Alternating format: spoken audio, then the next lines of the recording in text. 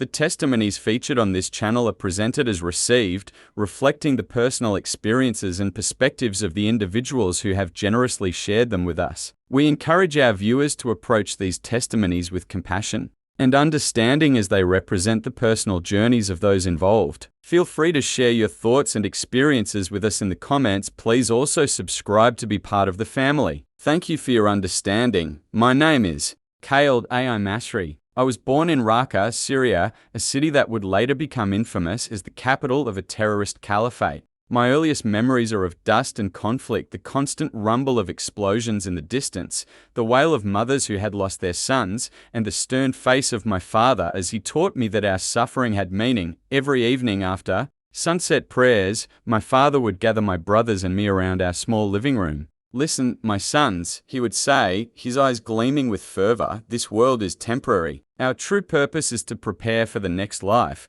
He spoke of paradise with such vivid detail that I could almost smell the fragrant gardens and feel the cool silk of heavenly garments. But the path to this paradise, he insisted, was through jihad, holy struggle against the enemies of our faith. "When a martyr's blood first touches the ground," he would say, lowering his voice to a whisper, "all his sins are forgiven instantly. He will be greeted by 72 virgins with eyes like pearls, and he can intercede for 70 members of his family, guaranteeing their place in paradise." My mother would sit silently in the corner, her face half hidden by her hijab. Sometimes I caught a flicker of worry in her eyes, but she never contradicted my father. In our household, his interpretation of faith was law. I was sent to the jihad training. The training camp was hidden in the arid mountains near the Iraqi border. More than 200 young men from various countries lived, trained, and prayed together in a compound surrounded by sentries. Our days began before dawn with Fajr prayers,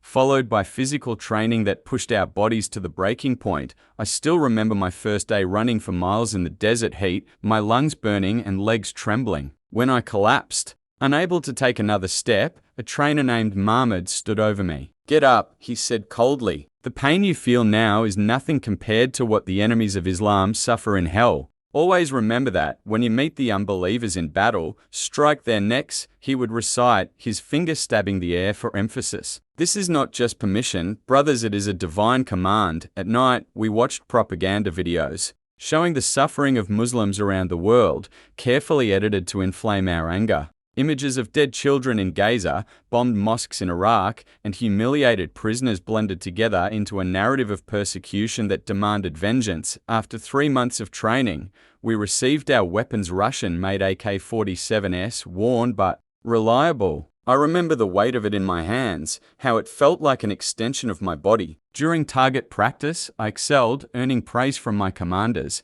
That night, they gave us pills, courage medicine, they called it. Whatever it was made my heart race and my mind focus with unnatural clarity. Sleep was impossible. I lay on my thin mattress, cradling my weapon, imagining the glory that awaited me. We left for a mission one night. In one house, I discovered a family hiding in a back room, a father, mother, and 2 young girls. The father stepped forward, placing himself between me and his family. "We are Muslims," he said in Arabic, his voice steady despite his fear. "Whatever you've been told about this village is wrong." I should have shot him immediately, but something in his eyes, a mixture of dignity and desperate love for his family, made me pause. "Show me how you pray," I demanded, needing to confirm his claim. Without hesitation, he performed a perfect raka, the ritual prayer familiar to me since childhood. His wife and daughters joined him, their movements precise and practiced. My radio crackled. "Sector 4, report," came Abu Jihad's voice.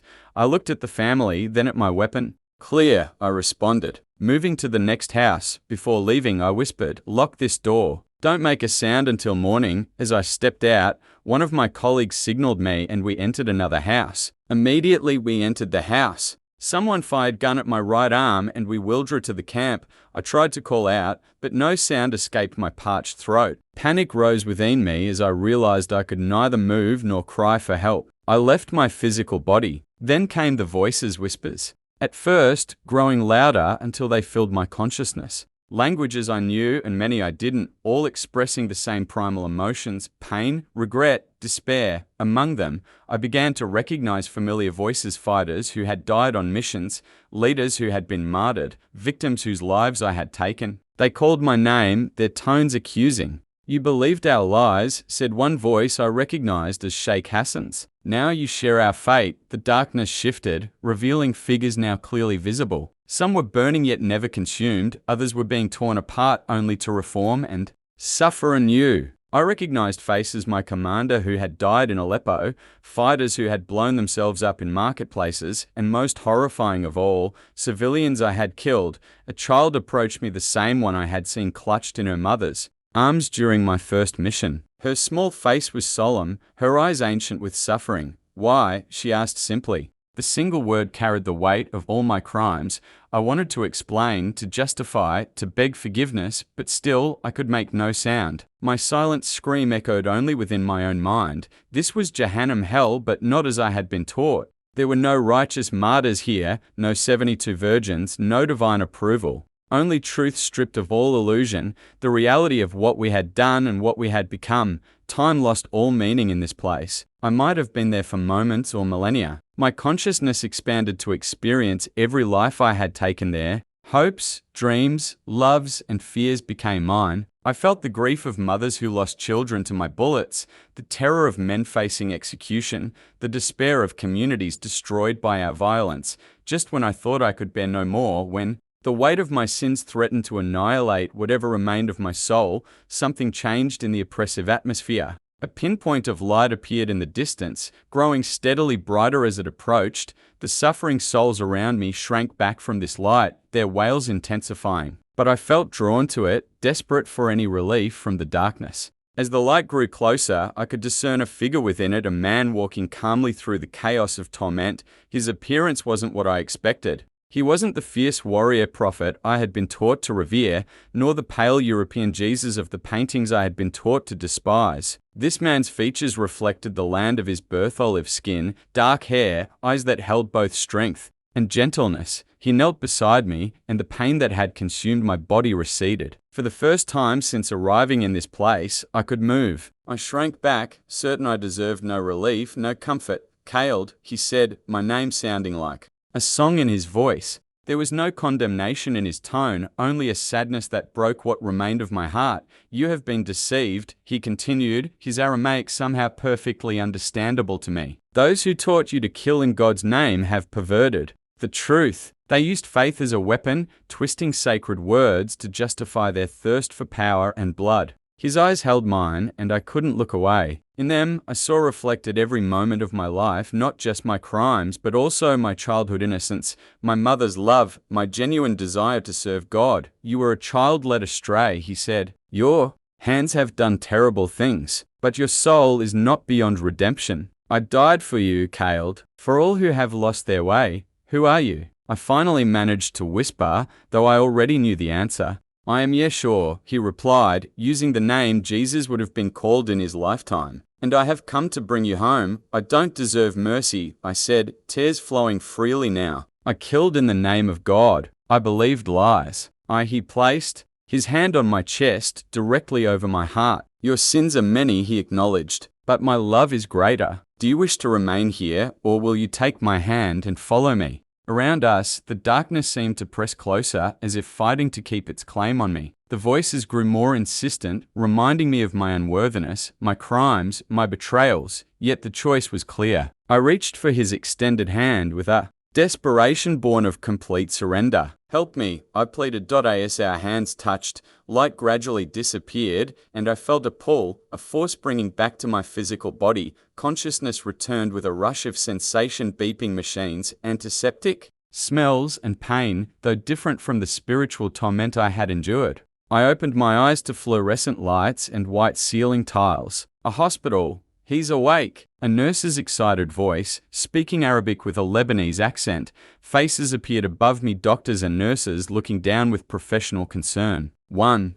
checked my pupils with a small light. "Can you hear me?" he asked. "Do you know your name?" "Kaled," I whispered through parched lips. "Kaled A. Masri." The doctor nodded. "You're in Beirut. Unforces found you after an airstrike. You've been unconscious for 11 days. Memories flooded back the refugee camp, Abu Jihad's betrayal, the mortar explosion. And after that, the darkness, the suffering, and the light. Had it been real or merely the hallucination of a damaged brain? I tried to move my right hand, but found it immobilized. Panic rose in me until the doctor gently pulled back the sheet, revealing my arm in a cast and clutched in my rigid fingers a small wooden cross. My breath caught. It hadn't been a dream. Recovery was slow and painful. I had sustained multiple injuries, a gunshot wound to the shoulder, shrapnel throughout my body, burns on my left side. But physical healing was the least of my challenges. As strength returned, so did fear. I knew I couldn't return to Syria. My former brothers would hunt me down as an apostate and traitor. Yet I couldn't stay in this Lebanese military hospital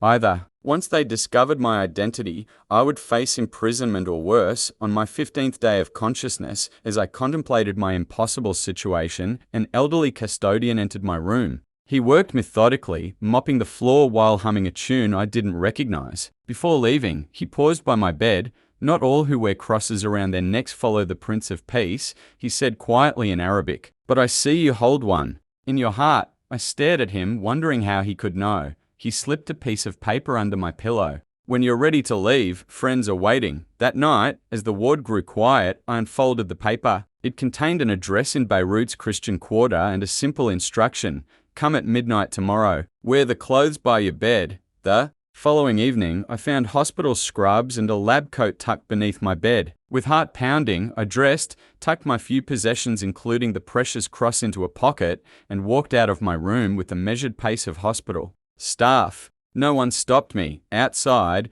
the night air of Beirut hit my lungs, a mixture of sea salt, diesel, and spices. I hailed a taxi with my remaining strength and showed the driver the address. He raised his eyebrows. "The Coptic church? At this hour?" I nodded, not trusting myself to speak. We wound through Beirut's narrow streets until we reached a small stone church tucked between apartment buildings. I paid with money the custodian had left me and approached the heavy wooden door. Before I could knock, it opened. "We've been expecting you, brother," said an older man in priest's attire. "I am Father Boutros." He led me into the church's basement, where a sparse room had been prepared with a bed, fresh clothes, and a simple meal. "You are safe here," he assured me. "Rest now. Tomorrow we will talk." For 3 months, the church became my sanctuary. Father Boutros listened to my full story without judgment, the radicalization, the violence, the vision that had transformed me. When I finished, tears streaming down my face, he embraced me. "Christ seeks the lost with special diligence," he